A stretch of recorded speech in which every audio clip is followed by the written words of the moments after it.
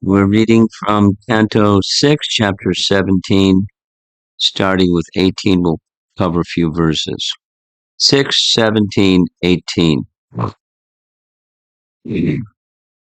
Narayanam namaskritya naram chaiva narottamam devim saraswatim vyasam tato jayamutirayat samsara chakra etasmin jantur agyana mohitaha brahmyan sukham satyaduktam cha bhunkte sarvatra sarvada. Deluded by ignorance, the living entity wanders in the forest of material world, enjoying the happiness and distress resulting from his past deeds everywhere and at all times. Therefore, my dear mother, neither I nor you, nor I am to be blamed for this incident. Purport, as confirmed in Bhagavad Gita 3:27. Prakrite kriyamanani gunai karmani sarvashaha ahankara vimudhatma partaham itimanyate. The bewildered soul, under the influence of the three modes of material nature, thinks himself the doer of activities that are in actuality carried out by nature. Actually, a conditioned soul is completely under the control of material nature, wandering here and there, always and everywhere. He is subjected to the result of his past deeds. This is carried out by the laws of nature, but one foolishly thinks himself the doer, which in fact he is not. To get free from the karma chakra, the wheel of the results of one's karma, one should take the bhakti marg, devotional service, or Krishna consciousness. That is the only remedy. Sarvadharmam parityaja mamekam sharanam vraja. Text 19. Naivatmana paraschapi kartasyat sukadukpayaho kartaram manyate grajat pragya atmanam param evacha.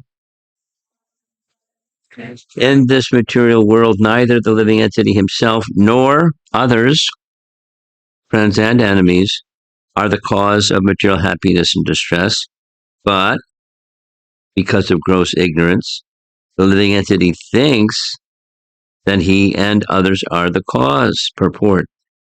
In this verse, the word agya is very significant. In the material world, all living entities are agya, ignorant, in different degrees. This ignorance continues very strongly. In the mode of ignorance presented by material nature, one must therefore promote himself to the stage of goodness through his character and behavior, and then gradually come to the transcendental platform or adhoksaja platform, in which he realizes both his position and the position of others. Everything is done under the superintendence of the Supreme Personality of Godhead, the process by which the results of action are ordained is called niyatam. Niyatam. Always working. Niyatam. I'll read one more. Guna pravaha etasmin ka shapa ko nuvar nugraha ka swargo naraka kova kim sukham dukham evat va. This material world resembles the waves of a constantly flowing river. Therefore, what is the curse and what is a favor? What are the heavenly planets and what are the hellish planets? What is actually happiness and what is actually distress? Because the waves flow constantly, none of them has an eternal effect. Purport. Srila Bhaktivinoda Thakur sings, Miche, Mayara Vashe, Yache Beshe, Kache Habudubabai. My dear living entities within this material world, why are you being carried away by the waves of the modes of material nature? Jeev Krishna Das, E Vishwas, Karle Na, Karle Ta, Ara, Dukanai. If the living entity tries to understand that he is an eternal servant of Krishna, there will no longer be misery for him. Krishna wants us to give up all other engagements and surrender unto him. If we do so, where will the cause and effect of the material world be? There's nothing like cause and effect for the surrendered soul. Srila Vishwanath Chakravarti Thakur says in this regard that being put into this material world is like being thrown in a mine of salt. If one falls into a mine of salt, he tastes only salt wherever he goes. Similarly, this material world is full of miseries. The so-called temporary happiness in the world is also misery. But in ignorance, we cannot understand this. That is the actual position. When one comes to his senses, when he becomes Krishna conscious, he is no longer concerned with the various conditions of this material world. He is not concerned with happiness or distress, curses or favors, or heavenly or hellish planets.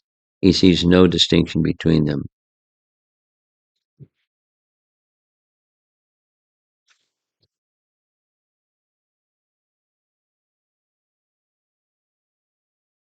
King Chitraketu is on an elevated platform, isn't he?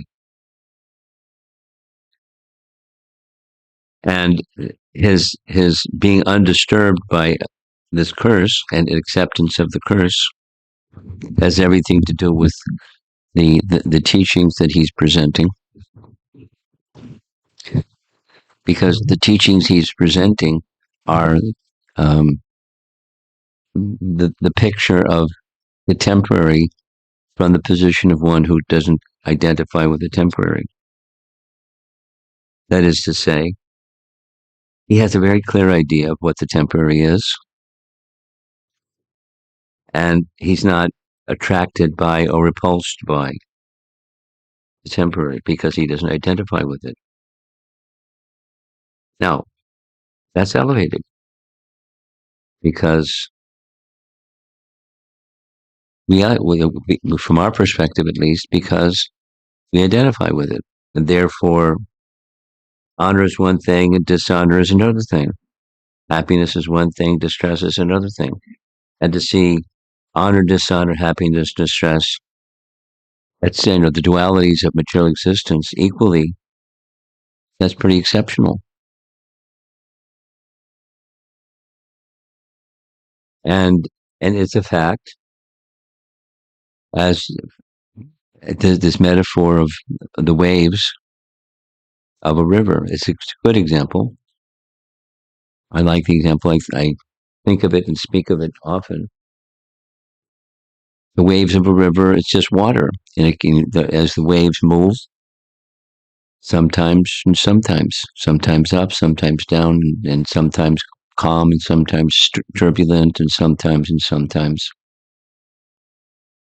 And that's the waves of the river is the movements of karma, which pushing the waves of a river, it's gravity, it's a law of nature. Water flows downstream. It's a law of nature. Laws of nature don't change. Rivers don't flow upstream. Rivers flow downstream. And then there's a system when the rivers reach the sea, The sun evaporates water from the sea and it comes back, evaporated water in the form of clouds, and then falls on the land or falls on mountains and comes down to the sea again, and around and cycles. And then behind all of that is the force of time. So time is moving. Time is a Kala Shakti is one of Krishna's energies, and time moves everything. And then there's laws of nature which one can consider by this method, that method, science gets called, of what cause and effect. And from his from his position of being sheltered in transcendence, he's looking at the cause, the flow of the river, or the events of honor, dishonor, pleasure, pain, curses and benedictions as the same. It's just the flow of the river, and it's not quite significant. It is what it is, but wait a while, and then it's something else, like the waves of a river. It doesn't. The teaching doesn't, like we used the phrase yesterday, doesn't invite one just to become a punching bag, or a harsh person behaves harshly because of the modes of nature that move them. So we don't just stand in front of a person that's harsh and just be punched by the harsh person. Now, that's an option. And elevated souls may choose that option for their transcendental reasons. But it's not for a sadhaka. It's not like that's what we're supposed to do. So one can recognize the temporary as temporary, and then appropriate behavior, pandita samadarshana. Same as the discussion from yesterday evening, is seeing differences within the realm that there's non-difference, or seeing non-difference within the realm of differences. And so behaviors are to be appropriate for temporary. And that's dharma. That's a whole discussion. What's dharma? And a very simple way of describing dharma is religion, and it's a way of recognizing there's a supreme source of everything, by this name, that name, the other name. And so God, there's some superior authority, and one has regard for that superior authority. Just this morning I was listening to Prabhupada lecturing on the Nectar Devotion series from 1972, and Prabhupada was going on about without religion, it's animal society, or with religion, even Aborigines and the American Indians and the backwoods country people in India and anywhere in the world, some idea of something that's supreme, and they worship that something that's supreme. It may be a mountain, it may be a tree, it may be a whatever it may be, but something they look up to and honor and respect as a representation of at least some higher entity, and they worship that entity, higher entity, through the worship of that particular mountain or river or sound or a bird or something. And that's a beginning, very primitive stage. Prabhupada was describing, maybe some derivative from a more standard type of dharma, but that's human society. And what's the purpose? Well, minimally, two things. They're very simple: artha and social peace. And then people that don't abide by whatever that conventional dharma is of that group of people, then they bring disturbance to the social norm. Or say it the other way, those that observe this, it helps. Of course, you have to have the right target or the right bullseye of the target. Yes. And then, so there's different degrees and therefore different ideas of what dharma is. This one, that one, the other one. But the principle is something that's supreme that we look up to, and we organize our lives and follow this dharma from this higher entity. So the two benefits, artha, prosperity, and social norms. So, a more smooth functioning of society than an animal society, where it's just might is right and that's it. Bark louder and fight harder, or something, and that's there's no dharma. So indirectly, dharma has this higher purpose, and then paradharma has organized society to reach the supreme, reach the Parabrahman. So back to our topic here. Chitraketu has shelter. He's aligned with and situated in a picture of the eternal, and so he's commenting about the temporary from that vantage point, and it's quite inconsequential for him. And then the converse, those that don't have that vantage point, they cause blame to others, the fault finding or the accusation, you're the cause of my difficulty. Whereas, according to Bhagavad Gita, or the way the Prabhupada says it, the living entity is the architect of his own destiny. Sadasad yoni janmasu, from Bhagavad Gita language. We're the cause behind the good fortune, ill fortune. We can't blame others as the cause. And we're being carried by the waves of that river of cause and effect. And we're making choices as we go along. And we're bringing good fortune, ill fortune, provided we just stay in the river. And then is there an option? That's a good question.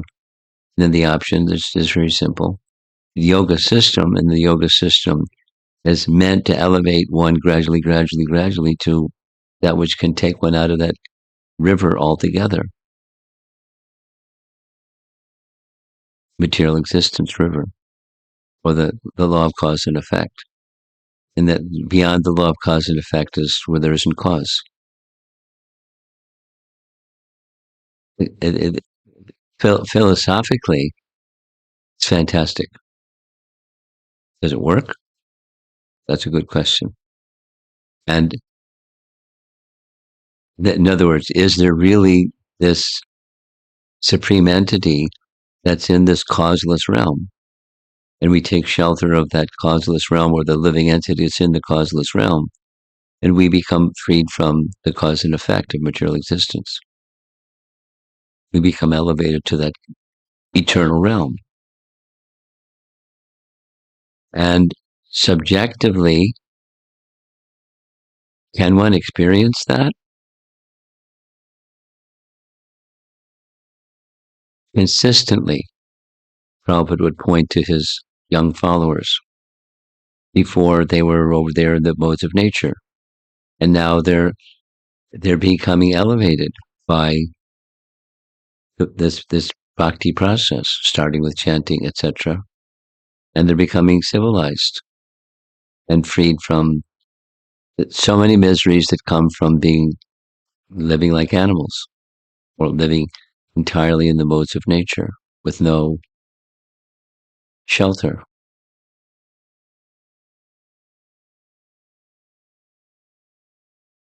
And it doesn't matter. The background doesn't matter. There are schools of thought. There are religious participants that allow only this group or that group. Then it becomes groupism instead of everything. Everything that exists comes from the source of everything.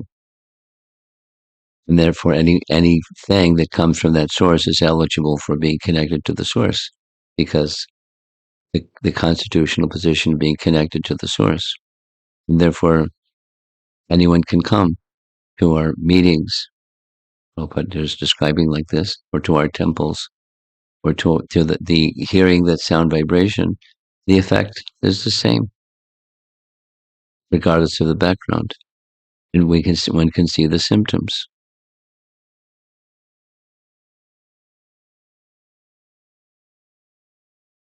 At least in a gradual way, moving towards the Brahmabhuta stage, that self-realization stage. No longer entirely identifying oneself with the temporary, the body or the covering, and moving away from that. And the more one moves away from that, the more there is the self-realization. The sojati, nakangsati, samaksarveshu bhuteshu, etc. Symptoms. And are the symptoms visible from the bhakti process? Yes. And therefore, I mean, back to the topic of dharma, therefore, the sarva dharma parityaja mamekam sharanam braja, the teaching that some people object to, and the teaching that also has its pluses and minuses, the just directly take to the bhakti process. Supposing, because this was our discussion yesterday evening, supposing somebody directly takes to the bhakti process and they have the influence of this, that, or the other mode of nature, and they come together with others that are engaged in the bhakti process, bhakti practice, and they bump into each other. And then there's conflict or disagreement or dispute or something, friction.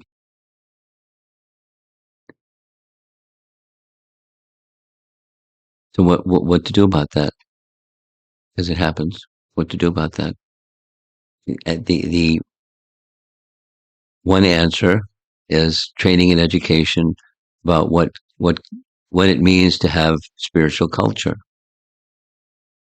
We here, welcome to direct devotional service. Please engage in direct devotional service, and please also become cultured. And what does that culture look like? It's this and that and the other thing and the other thing. Then there's some guardrails or some guidelines of proper behaviors and proper speech. And there's the inside and there's the outside.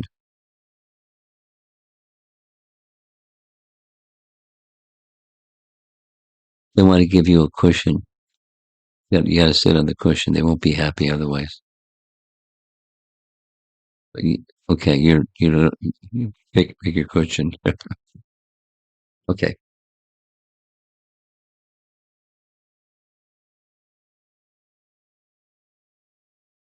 Refinement. Here's a diamond, and the diamond is taken from a muddy place. So we don't reject the diamond because it's got mud on it. We remove the mud, and there's a process to remove mud, and there's the washing and cleansing, and so along with direct bhakti process, similarly like the diamond, acknowledging the soul is like a diamond, or it's from the diamond mine, but it needs refinement at least on the outside. So that the process of refinement, and that means tolerating the not yet clean condition of the diamond and focusing on the diamond And then the purification cleansing process, that is the training and education department, is very essential. And of the training and education department, character is most important. Besides behaviors and speech, character, because that drives the character, it drives the speech and the behaviors. Both, but focus on character, building of character. Now, back to Chitraketu. He's got it. So he's explicitly saying, I don't blame you and I don't blame myself. It's material nature. And who knows? Something has back there somewhere, there's a cause, and here's this misfortune coming my way. But it's due to come to me because of my past choices. That's how he's thinking. No, because it's devotional service, there's no material cause of a past action.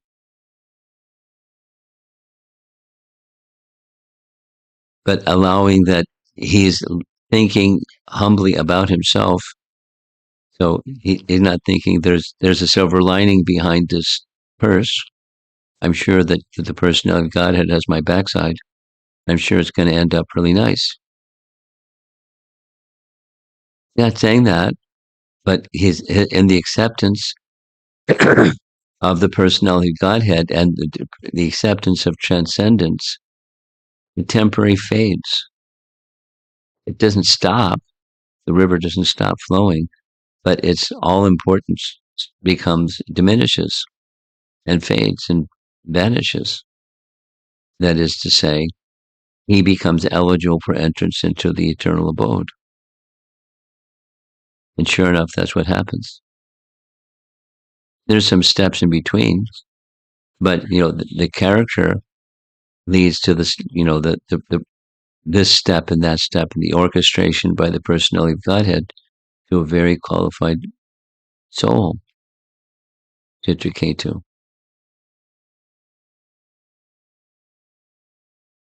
These are nice teachings.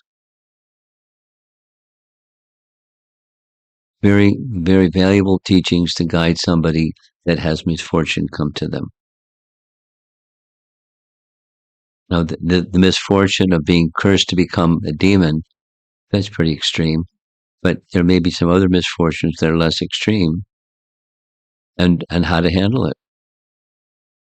And there's different ways that people that don't have shelter and transcendence, their emotions go over here, their speech and behaviors go over there,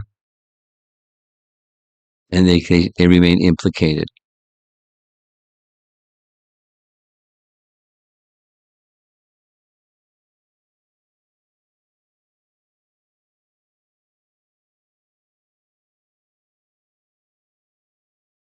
And life goes on, birth after birth. So we're wise to take shelter of the teachings of Srimad Bhagavatam. So the birth after birth program gets interrupted. And the misery that comes from this, experiencing misfortune and then making a plan to deal with misfortune. And then life becomes problem solving. And intelligence goes to problem solving. And there's no end to problems. There's no end to problem solving. And then you die. Without the alternative. So exactly how this little series of verses begins. Kala Chakra. Verse 18. Samsara Chakra etasmin jantur agyana mohitaha Brahmyan, wandering. Sukha cha, dukham cha. Bhunkte, sarvatra, sarvada. Sarvatra, Sarvada. Everywhere and always. He undergoes bhunkte sarvatra sarvada. Bhunkte, trying to be the enjoyer. Sarvatra sarvada. And then we trying to be the enjoyer immediately invokes duality. And then sometimes, then it goes on indefinitely. Question. Is there a guarantee that living entities eventually will return to their spiritual position? Answer, no. Krishna declares it in Bhagavad Gita, I forever cast them into bodyac species. Not just by hanging around long enough and, your passage out of this place is guaranteed. You're in jail and eventually you do your term or your sentence in jail and then you're freed from jail. Not like that. It requires a conscious shift in orientation towards the superior, or like in the laws of the state, or the place of shelter of dharma means obedience to the laws of God. Dharmam hi sakshat bhagavat pranitam. The purpose of those laws are meant to make the connection with the Supreme, not just forced obedience. There's laws. So there may be lawmakers that aren't thinking of the ultimate benefit of the persons who are on the receiving end of that law. But Krishna is not like that. And Dharma is not like that. Proper Dharma is not like that. It's not just to punish wrongdoers. It's guardrails to keep us in the middle of the road so we don't go into the ditch, etc. But the purpose of the road, the purpose of the Dharma is elevation.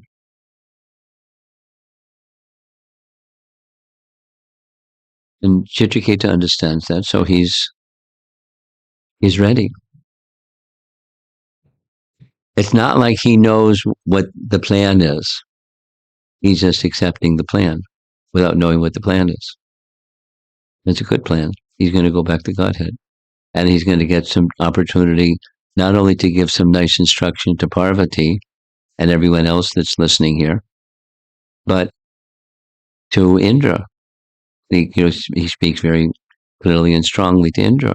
He's helping Indra get little cold water in the face when he's like half asleep. Thinking, protecting his kingdom.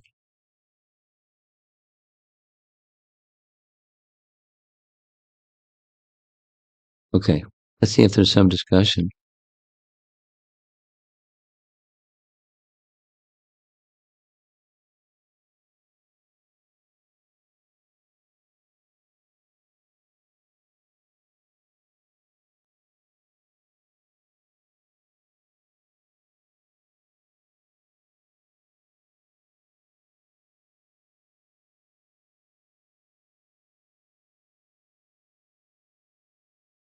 Okay, there we go. Hare Krishna, Guru Maharaj. Two thoughts. The first, I feel that what Chitraketu brought up is, on the one hand, he was revealing some tattva regarding happiness, distress, favorable, unfavorable situation. And on the other hand, it seems he is also, in a way, classifying Parvati, saying that no worries, you are not a cause, and I'm not a cause, and is kind of being very kind to her, and as well as make the situation easier for Lord Shiva and the assembly of the sages to imbibe, because Parvati is dear to Lord Shiva, and the Chitraketu is also a friend of Lord Shiva, and now they are in conflict. And so I think he is quite Nice point. elevated in that sense. And it's just remind me of the second thing is it just to remind me of I feel like there are some similarities between these pastimes and the pastimes in Jaya Vijaya getting cursed by the Kumaras. Like in that situation, it's also Jaya and Vijay are dear to Lord Vishnu, and the Kumaras are dear to Lord Vishnu, and the Kumaras somehow, two elevated parties, they cursed the other parties, and they are both of them are very dear to the Lord, and make the situation somehow a conundrum. But anyway, it ends up wonderfully and sparkled a lot of points for the sadhakas to imbibe. That's it. Thank you. A detail.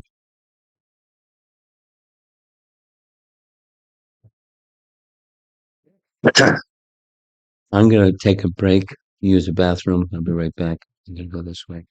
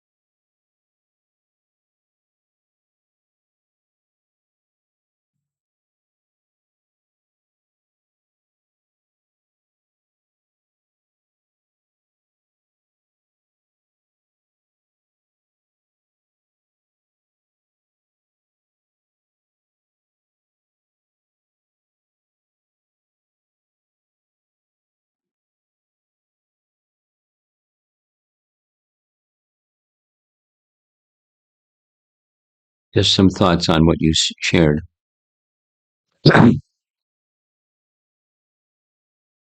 For this visit here in central New Jersey, there's a request from the audience, I'm going to repeat it again when we speak again, to hear, if possible, in full, this seminar that Radhika Raman gave about churning the ocean of Shastra.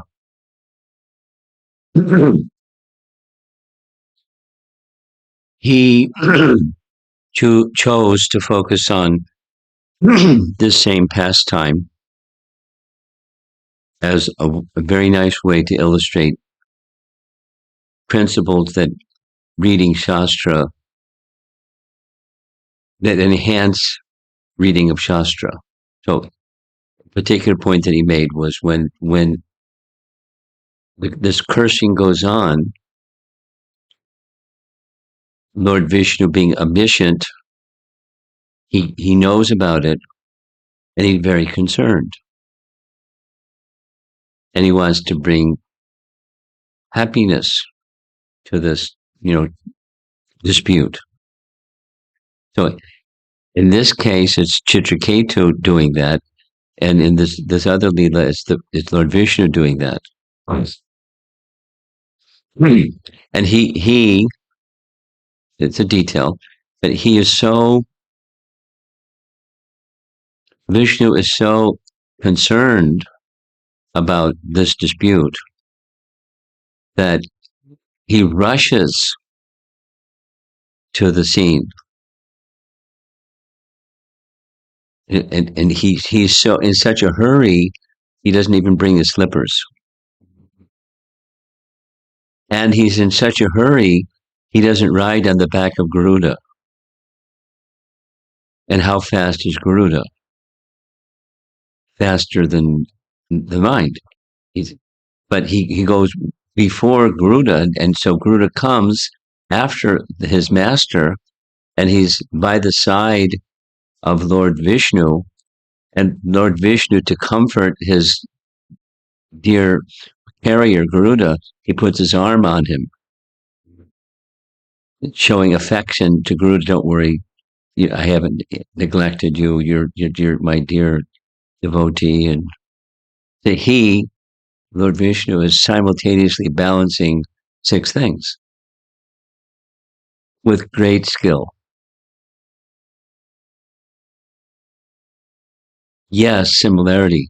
And in this case, it's less complex, but Chitraketu is pacifying all those persons you mentioned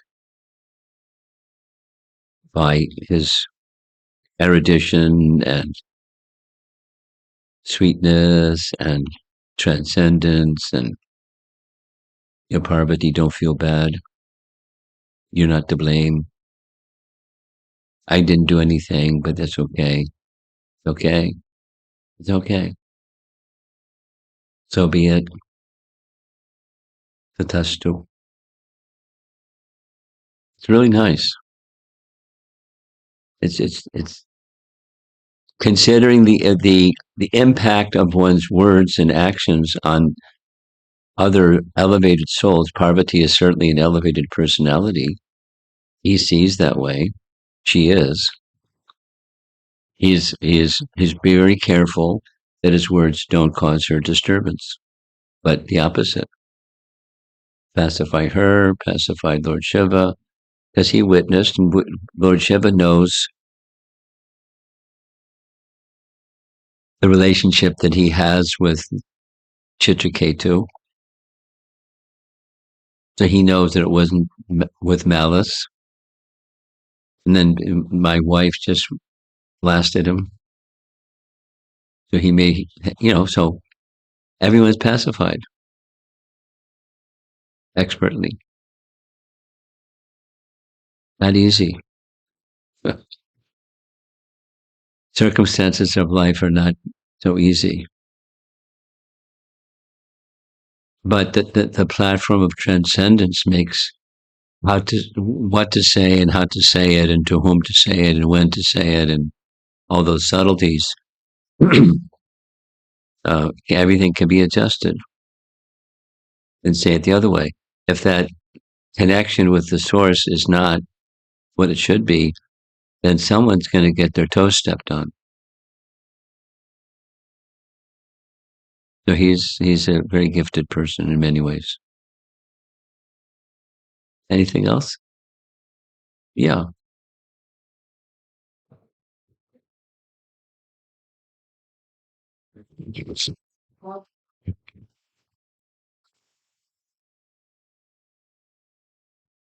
Well, we don't know what his thoughts were. He felt protection. So somehow protection. And what it's going to look like, somehow protection. And he did both. So from the position of a demon, he behaved like a demon. He trampled and he did stuff that demons may do. At the same time, he had a service of transcendence that he carried out and gave lessons to Indra. So he wasn't deprived of his devotional service. Did he understand? Seems like your question. Did he have a doubt or a worry?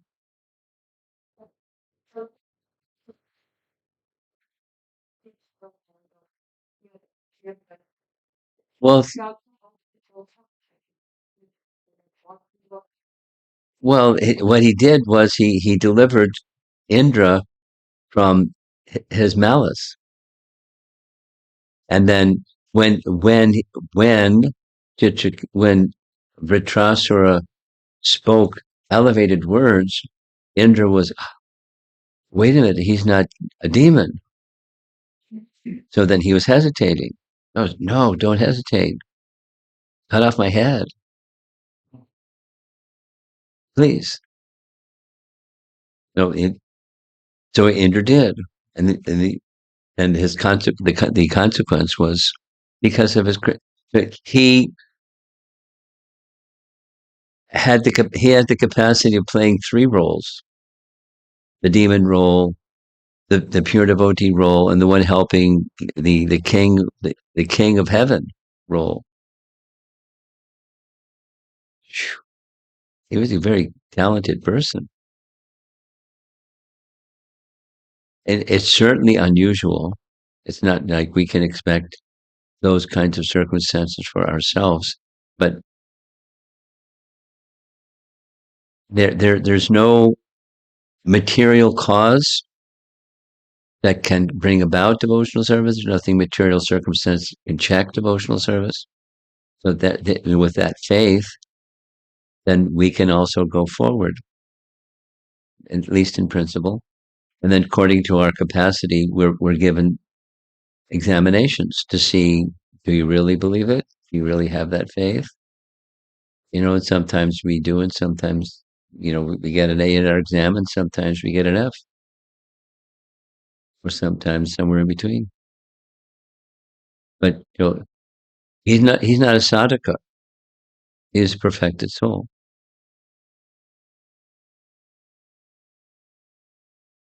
And how many perfected souls get cursed to become a demon? That's pretty unusual. But he handled it well.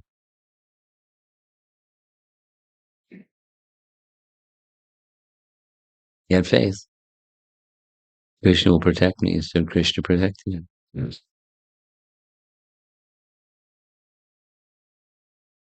It's a nice principle, and it's a nice example to verify the principle holds even in extreme circumstances.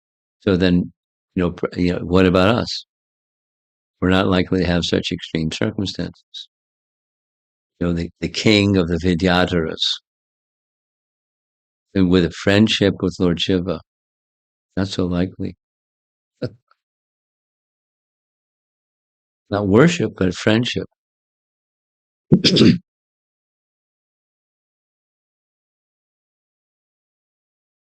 Something else? Yes.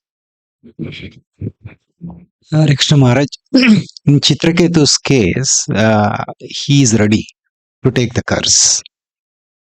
And we are sadhak, some of us may not be ready to take any reversals. Yeah. and we try to revert back the Yeah. situations. Yeah. Common. So, what are the consequences? Because Elaborate your question. What are the consequences means what? so any reversals is the plan of Krishna, Yeah. and we try to revert it, the situations by Or so many mitigate it, means. or diminish the negative impact in some way. Like say, health, Yeah. for example. Mhm. Common one. Our health or someone dear to us or something like that. So we commonly offer prayers, like Prabhupada authorized us to offer prayers to Krishna, my dear Lord Krishna, if you so desire. The petition was not twisting his arm, but making a petition, if you so desire. Please keep Prabhupada with us. And he gave the prayer and he authorized the prayer from his followers. And Krishna has, it depends on circumstance. He'll say yes or no or maybe. So back to your question, what to do? It depends on the circumstance. And in some cases, it's so be it. There's many examples. Haridas Thakur is a classic example. He just, therefore Chaitanya Mahaprabhu received the beatings on the 21 marketplaces. And he showed his back. On his back were the lashings of the cane on his back. He protected. So Haridas Thakur wasn't asking, please protect. So it depends, circumstance, what we do or what we don't do. Depends. Ideal is look towards continuing devotional service, properly done, in such a way that Krishna will be pleased. So if our attention can go to that place, that's good. And otherwise, it's, Krishna is our order supplier. We don't like this, we want that. Please make it that instead of this.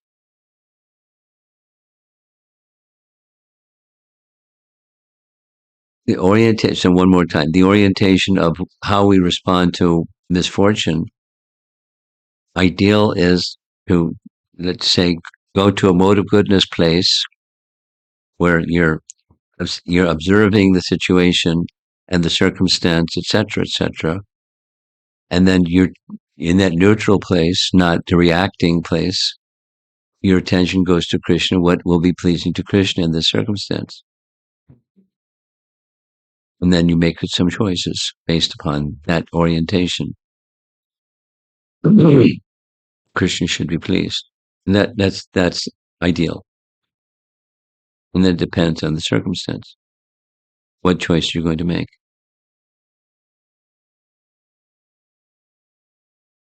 The knee-jerk, from a prior conversation or prior speaking, the knee-jerk reaction is problem solving. I'm going to do this to get that result because there's this botheration or this reversal. So what can I do to make the reversal and neutralize the reversal? Problem solving. And that's where intelligence goes, because we're because of self-centeredness and identification with the temporary body or whatever.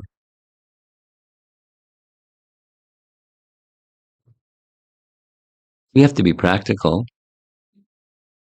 Supposing somebody has illness that they can't breathe, they can barely breathe, so they don't try to lead a kirtan. They make choices that match with their circumstances in practical terms.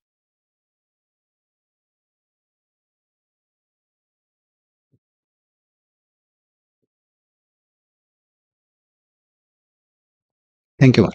Okay.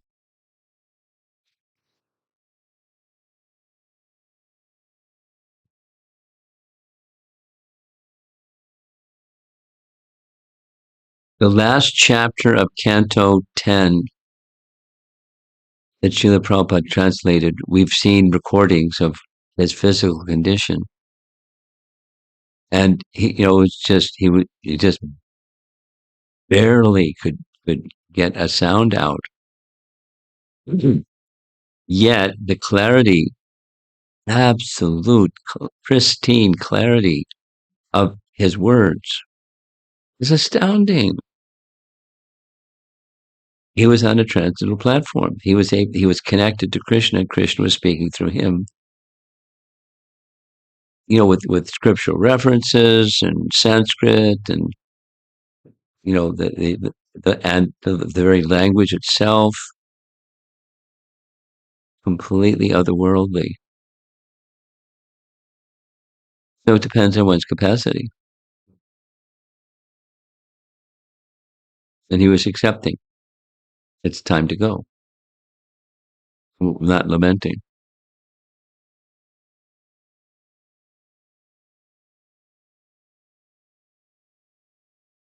That's special. Super special. Something else?